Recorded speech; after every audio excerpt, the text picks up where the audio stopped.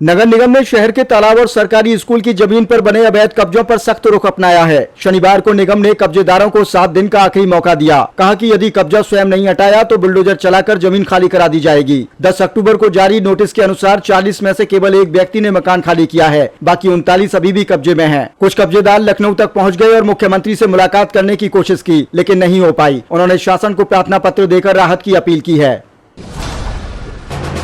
छठ पूजा को देखते हुए बरेली पुलिस ने शहर में ट्रैफिक डायवर्जन और भारी वाहनों पर प्रतिबंध की एडवाइजरी जारी की है। एसपी ट्रैफिक अकमल खान ने बताया कि 27 अक्टूबर दोपहर 1 बजे से 28 अक्टूबर सुबह 9 बजे तक शहर में भारी वाहनों की एंट्री पूरी तरह बंद रहेगी। इस दौरान वैकल्पिक रूट के रूप में मुरादाबाद रामपुर से आने वाले वाहन परसा खेड़ा बड़ा बाईपास होकर नैनीताल, पीलीभीत और लखनऊ जाएंगे। एसपी ट्रैफिक ने वाहन चालकों से अपील की है कि प्रशासन द्वारा तय किए गए रूट का पालन करें ताकि श्रद्धालुओं को घाटों तक जाने में कोई परेशानी न हो और छठ पर्व शांतिपूर्वक रूप से मनाया जा सके।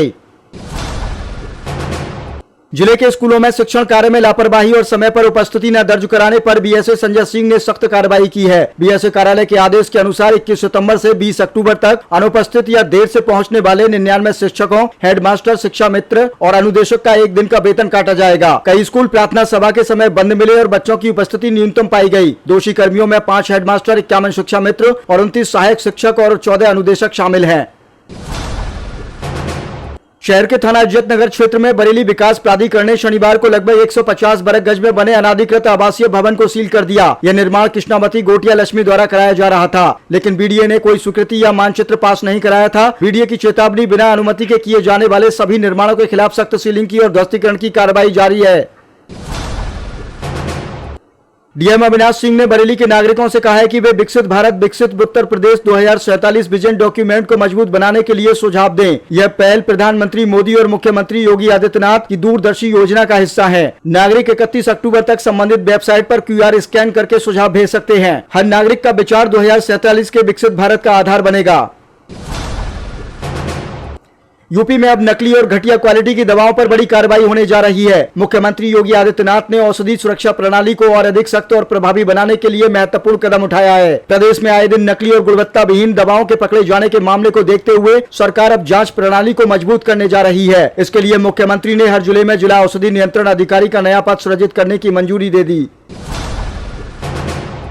सपा के राष्ट्रीय अध्यक्ष और पूर्व मुख्यमंत्री अखिलेश यादव ने प्रदेश सरकार पर गंभीर आरोप लगाते हुए कहा कि भाजपा सरकार भ्रष्टाचार, कमीशनखोरी और लूट का नया रिकॉर्ड बना रही है। उन्होंने कहा कि अयोध्या और वाराणसी तक घोटालों की परतें खुल रही हैं। सपा प्रमुख ने चित्रकूट पेंशन घोटाले और गोरखपुर लिंक एक्सप्रेस वे में भ्रष्टाचार का भी आरोप लगाया। सपा प्रमुख ने कहा कि छठ पर्व लोक आस्था, प्रकृति प्रेम और सामाजिक समरसता का प्रतीक है। इसके साथ ही उन्होंने फोटो जर्नलिस्ट पवन कुमार 59 वर्ष के आकस्मिक निधन पर शोक व्यक्त किया और दिवंगत आत्मा की शांति की कामना की।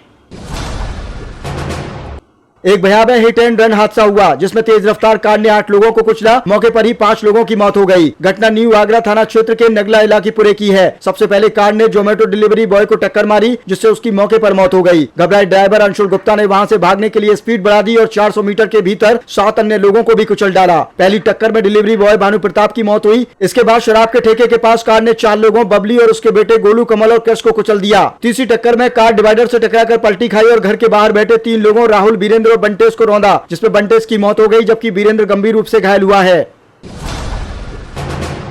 यूपी की राजधानी लखनऊ में शनिवार को पुलिस और लोगों के बीच हिंसक झड़प हो गई। यह घटना सुशांत गोल्फ सिटी थाना क्षेत्र की है, जहां एक सफाई कर्मी की मौत के मामले में हिरासत में लिए आरोपी को छोड़ने पर लोगों का गुस्सा फूट पड़ा। विद्यानगर कॉलोनी कटेरी बाग निवासी अरुण रावत सुशांत गोल्फ सिटी के लुलू मॉल में सफाई कर्मी थे। 21 अक्टूबर को वह रात घर नहीं लौटे। अगले दिन उनकी मौत की खबर सामने आई और उनका शव कार्तिक गेस्ट हाउस में पड़ा मिला था। बिहार विधानसभा चुनाव 2025 नजदीक आते ही सियासत का तापमान बढ़ गया है। केंद्रीय गृह मंत्री अमित शाह ने खगड़िया में छठ पर्व के मौके पर एनडीए प्रत्याशियों के समर्थन में रैली की और जनता से विकास, सुरक्षा और रोजगार के लिए बहुमत देने की अपील की। उन्होंने महागठबंधन पर घोटालों के आरोप लगाए और कहा कि एनडीए की सरकार बिहार विकास का डंका बजाएगी। तो वहीं तेजस्वी यादव ने भाजपा और नीतीश सरकार पर जमकर निशाना साधा। उन्होंने कहा कि जनता बदलाव के मूड में है। उनके छोटे भाई तेज प्रताप यादव ने भी तेजस्वी पर तंज कसते हुए कहा कि वे अपने बल पर जननायक नहीं है। इस बीच बीजेपी ने बिहार की 101 सीटों पर उम्मीदवार उतारे हैं, लेकिन 6 जिलों में नहीं। इससे गठबंधन संतुलन साफ दिख रहा है। अब देखना यह है कि बिहार की जनता विकास या बदलाव के पक्ष में वोट करेगी।